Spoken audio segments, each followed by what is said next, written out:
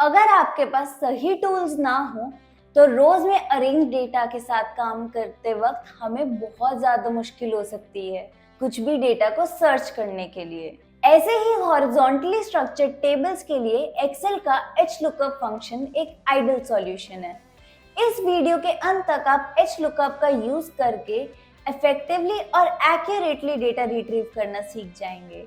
Hi everyone, I am Devanshi from Noha Academy and I welcome you to today's tutorial। आज हम सीखेंगे कि HLOOKUP function को कैसे आपको हॉरिजॉन्टली अरेंज टेबल से डेटा ढूंढने और रिट्रीव करने में हेल्प कर सकता है। तो चलिए शुरू करते हैं।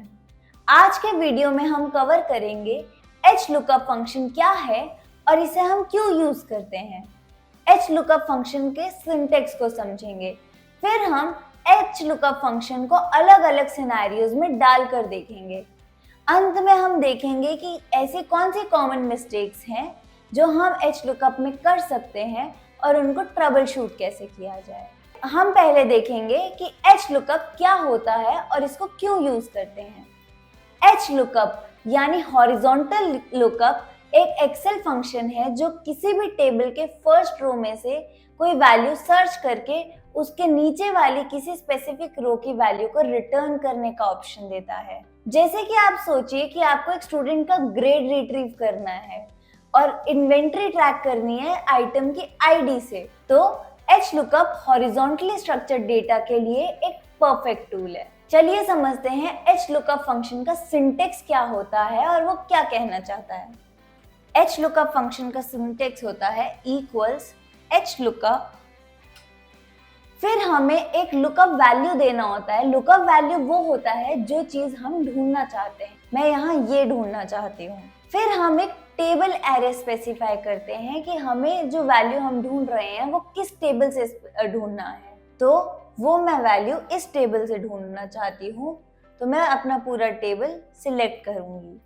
फिर मुझे एक रो इंडेक्स देना है कि कौन सी रो में से मेरे को वैल्यू चाहिए। यहाँ मुझे प्रॉफिट चाहिए तो वो रो 3 है, तो मैं यहाँ पर 3 डालूंगी। अंत में मुझे ये डालना होता है कि क्या मुझे एग्जैक्ट मैच चाहिए या फिर मुझे अप्रोक्सीमेट मैच चाहिए।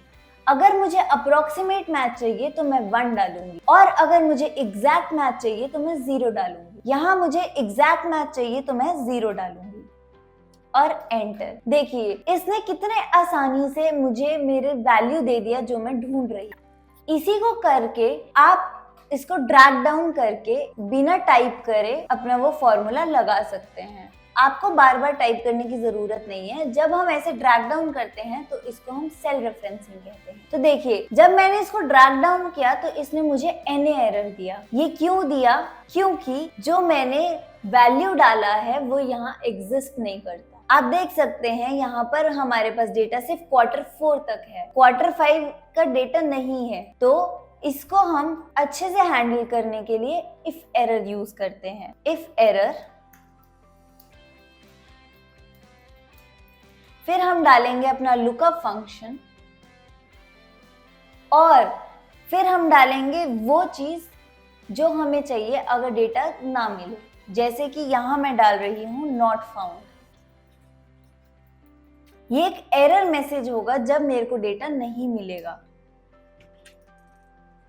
अगर आपको ग्रेड रेंज जैसी अप्रोक्सीमेट मैच के लिए लुकअप करना है तो रेंज लुकअप को हम 1 सेट करेंगे। इस बात का ध्यान रखिए कि लुकअप रो असेंडिंग ऑर्डर में सॉर्टेड होना चाहिए। हमने पहला एरर देखा NA एरर।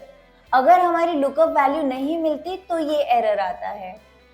यहाँ पर या तो हम टाइपोस चेक करते हैं या फिर हम इफ एरर लगाते हैं। दूसरा एरर जो हमारे पास आ सकता है दैट इज रेफरेंस एरर।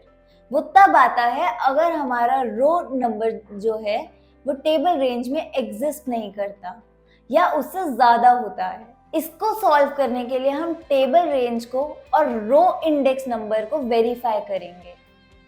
फिर हमें कई बार इनकरेक्ट रिजल्ट्स मिलते हैं। वो रिजल्ट्स नहीं मिलते जो हम एक्सपेक्ट कर रहे हैं।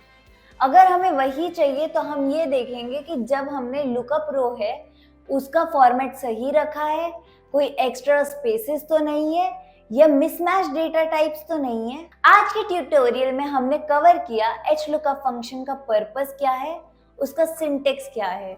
हमने एग्जाम्पल्स से प्रैक्टिस किया, कॉमन इश्यूज को देखा और उसके सॉल्व करने के टिप्स देखे। HLOOKUP function horizontal structure tables के साथ काम करने के वक्त एक पावरफुल और टाइम सेविंग टूल है। आप बताइए कि आप HLOOKUP फंक्शन को कैसे यूज करेंगे।